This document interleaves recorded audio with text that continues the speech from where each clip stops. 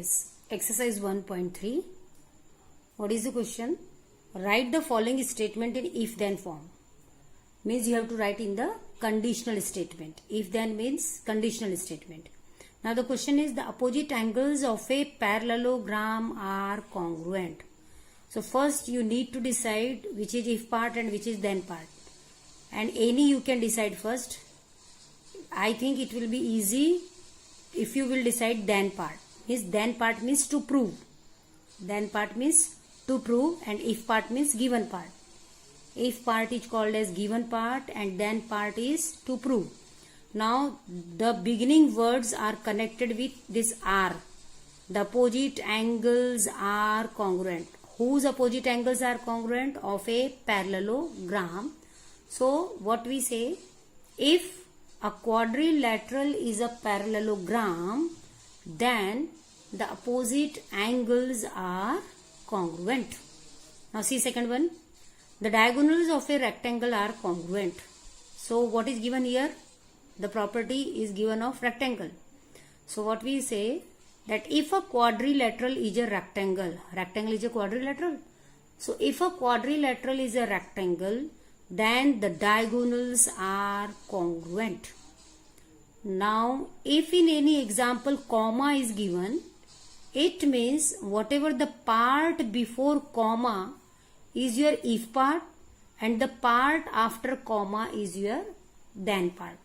Now see here, in an isosceles triangle, the segment joining the vertex and the midpoint of the base is perpendicular to the base. So this property is of isosceles triangle. So what we say, if a triangle is an isosceles, what? If the triangle is an isosceles, then where comma is there, comma will be removed by, it will be replaced by then. Then the segment joining the vertex and the midpoint of the base is perpendicular to the base. So it is very easy if comma is given. Before the comma will be your if part and after the comma is your then part. Now next question is what? Write converses of the following statements. You have to write converse. So when it will be easy to write converse, first you will write the given statement in conditional form, means in if then form, and then whatever your if, it become then, and then it become if. It's third example. See question number 2, third example. The diagonals of a, you have to write its what? Converse. The diagonals of a rectangle are congruent. First I am going to write its conditional statement. Okay, means in if then form, because then only it is easy to write in converse. So what we write? If a quadrilateral is a rectangle, then what happens? Then its diagonals are congruent. You can write in spelling, okay? Are congruent. Now this is conditional, but our heading is what? You have to write in converse. So what will be the converse now? Converse will be what I said, whatever it, if part, it become then and then become if. So you have to start, but you have to start the sentence always from if. So means whatever your then, it will be if now. If the diagonals are congruent, then your if become then now, then a quadrilateral is a rectangle. Getting?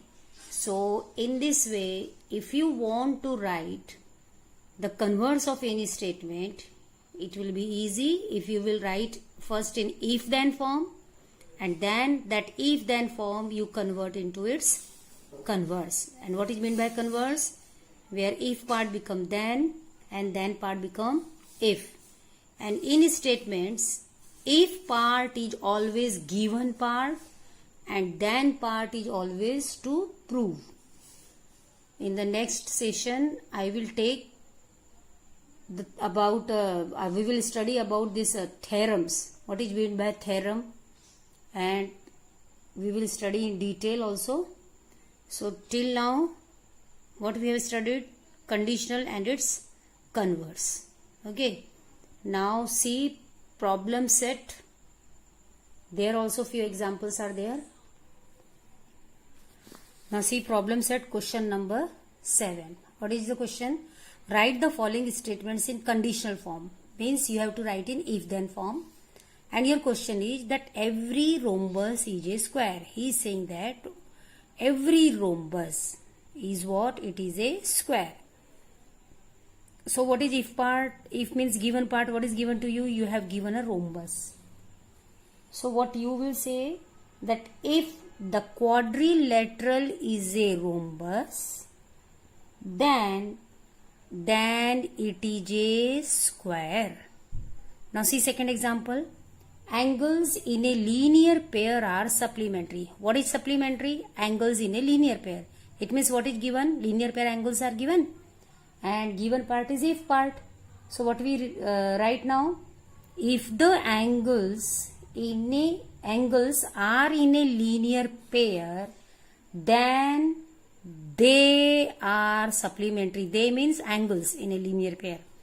So what is the statement now? If the angles are in a linear pair, then they are supplementary. Now see this third example. A triangle is a figure formed by 3 segments. Now what is formed by 3 segments? Triangle. It means what is given to you? You have given a triangle. Means if part is what? Your triangle. So what we write? If the figure is a triangle, then it is formed by 3 segments. Similarly, you can go for this fourth sum also. Okay. Now question number 8, see. Write the converse of each of the following statement. And I already told you, if the statement is already written in if part and if form and then form, if then form, then it will be very easy to convert into converse. And here you can see this statement is written in if and then. So whatever then, it become if, and whatever if, it become your then part. So how we write this as converse? If the figure is a triangle, this then become if now. If the figure is a triangle, then the sum of measure of angles in a figure is 180 degree. So this also very easy, because if become then and then become if. This also you can write. This also and this also. So question number 7, question number 8 is also your homework, as well as the previous exercise, last exercise. Now see 9th sum. Write the antecedent. Antecedent means given part, and antecedent is also called as if part. Antecedent and the consequent. Consequent means the part which you have to prove. That is called as then part. So you have to just write the antecedent part and the consequent part in the following statement. And I already told you, the statement followed by if is antecedent, and the statement followed by then is your consequent. So what is the first one? If all sides of a triangle are congruent, then its all angles are congruent. So how you will write this as? You will write like this. Say what you will do for that example, antecedent. In this way you will write antecedent. This is which question? Question number 9, problem set. Antecedent. What is antecedent? Antecedent means your if part. And what is in if written? If all sides of a triangle are congruent. So if you will not write, only the statement followed by if you will write. All sides of a triangle are congruent is your antecedent. Now you have to write consequent. So what is your consequent now? The part followed by then. What is then part? Its all angles are congruent. So you will write its all angles are congruent. Okay. So question number 9 in this way you can complete. So in the next video I will explain you about theorems, one topic that is very important, and also problem set question number 10 I will explain you. Okay, I hope you all understood this very well. Everything is given in the textbook also. Read again and again, revise it properly because it's very important. Okay, goodbye children.